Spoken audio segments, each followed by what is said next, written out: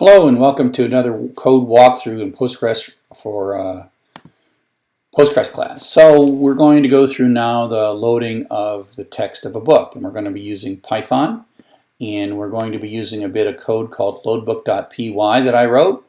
So the first thing we're going to do is we're going to grab ourselves a book. Using wget from Gutenberg.org, we're going to grab p19337.txt, and I'm just going to download that. ls-l. If we take a look at this PG, and the funny thing is it's PG is for Postgres, but PG19337 actually stands for Project Gutenberg. And so this is a Christmas Carol, Thomas Dickens. So what we're going to do is we're going to write some code that's going to grab out the paragraphs and then merge all these paragraphs into one line and insert those paragraphs into a database so that we can add a full text index to it. So it's going to have some definitions about what a paragraph is, et cetera, et cetera. One of the things we're going to do is, because we're using TS Vector, we are not going to worry about punctuation, because actually TS Vector knows all about that. So that's a local file with 186,809 characters.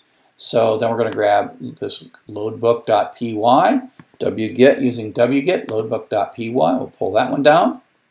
And then this one uses a bit of library code called myutils.py. So we'll wget pgfree.com/code/myutils.py. So now I have all that downloaded. Now it always is going to remind you that you got to fix hidden.py, but you don't have to fix hidden.py if you just finished the previous example. So you don't have to keep editing hidden.py.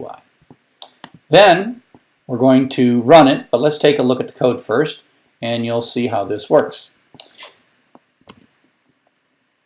So loadbook.py.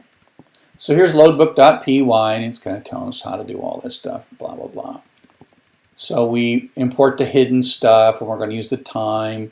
And we're going to ask for a book file. Then we're going to split it and take off the txt, because we're going to automatically name the table the book file minus the suffix. We're going to make sure we can open the text file before we bother even opening the database connection. Then we load the secrets and make the database connection just like we did in the previous assignment. And then we grab ourselves a cursor. So our cursor is effectively the same as our client, our PG SQL client.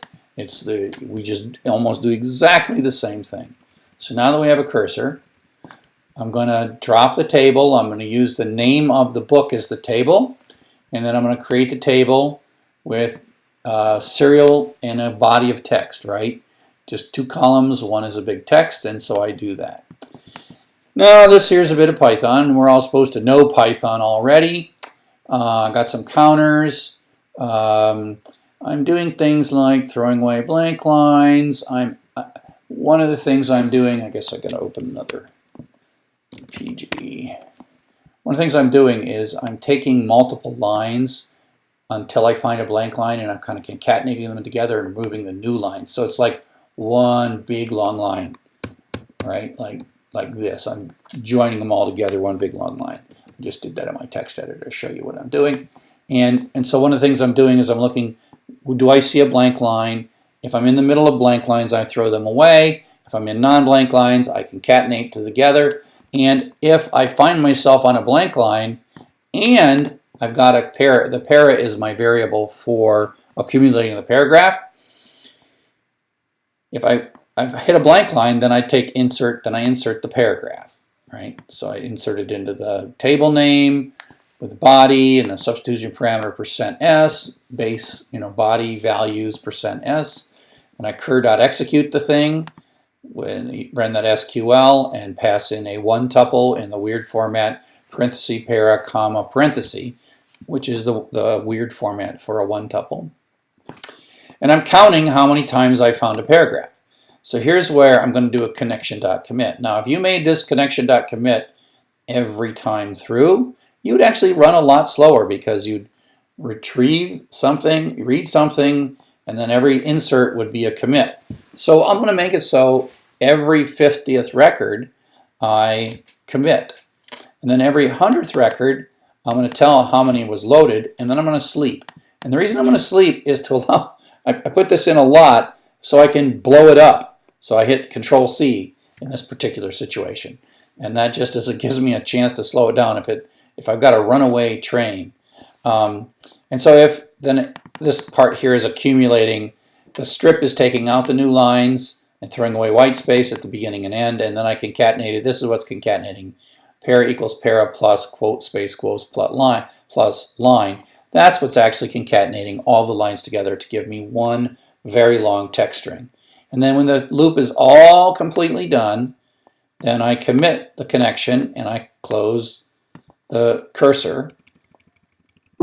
And then I print out some loaded messages and tell me what to create the GIN index, which I've got here also in my SQL. So that's the basic idea. You can look at it as much as you want.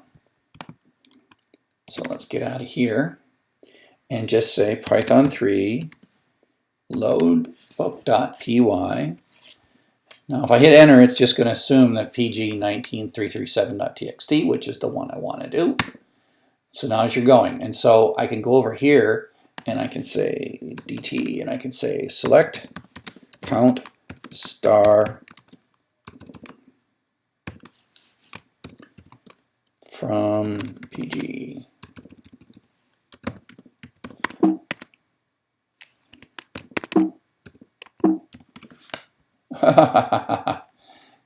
Select, I wanted to catch it while it was running. It's 700.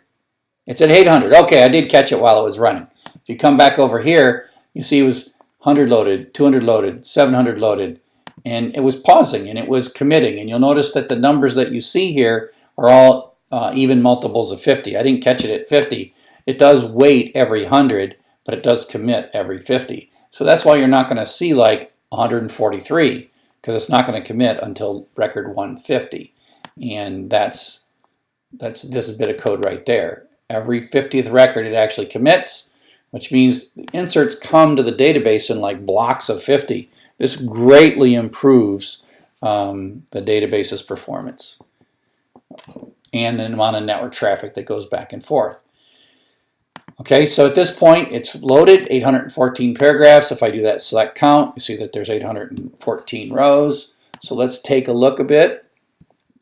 If I say select star from PG 19337 limit 1, it'll be kind of long. Oh, that was my first. Let's do limit 5. Yeah, you see how these paragraphs are getting kind of long. Let's go limit 10, see if I get to a really long one. Limit 20. Okay, some of them get kind of long. So that's one paragraph.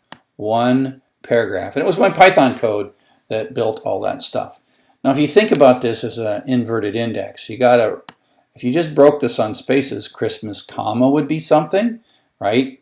Double quote who would be something. Kindness dot, if that was just a pure inverted index based on words as defined by spaces, that would be a problem, okay? And so the good news is that Postgres knows everything there is to know about this.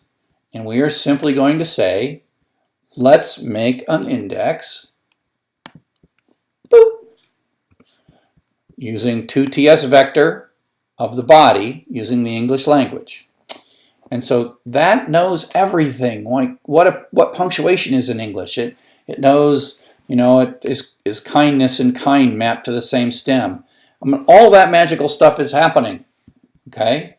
And so now, let's just see what we're going to do. So select where the TS query, we're going to look to see if goose is somewhere in the body, right? And so there goes. Limit 5. Now let me add the ID from that so you see it a little bit better. So we can see which paragraph it was. Select ID body, ID comma body from PG19337, where 2TS query English goose, double @ sign, 2TS vector English body limit 5. So here we go.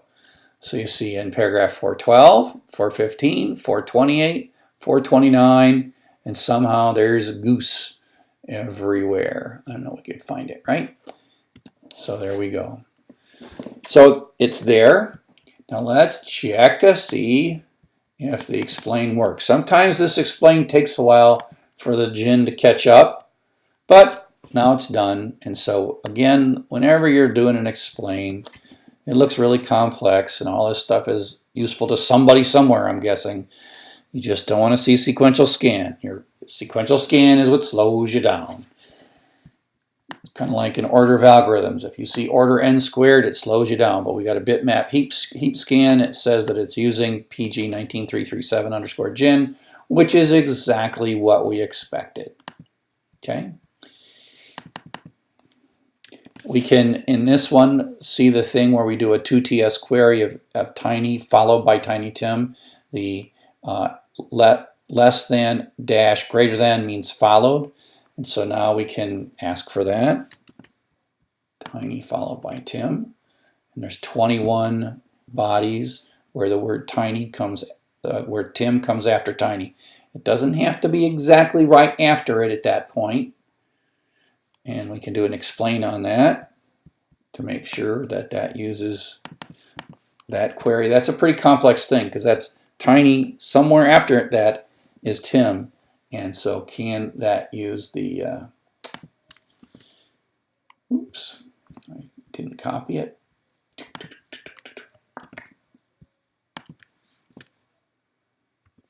I need to copy the explain one. Yeah, okay.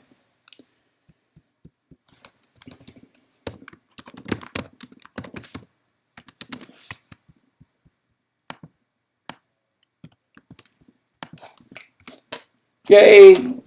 Explain, analyze with the TS query of tiny followed by Tim. But you'll also notice something here that this tiny is been stemmed, right? So it's not T-I-N-Y, it's T-I-N-I. So that's cool. Okay, so that kind of gets us through the effort of just kind of loading a book in, using Python to concatenate all the lines of a paragraph into one big long line, making a real simple vector, and then being able to do efficient searches on all that stuff. So I hope this walkthrough was useful to you. Cheers.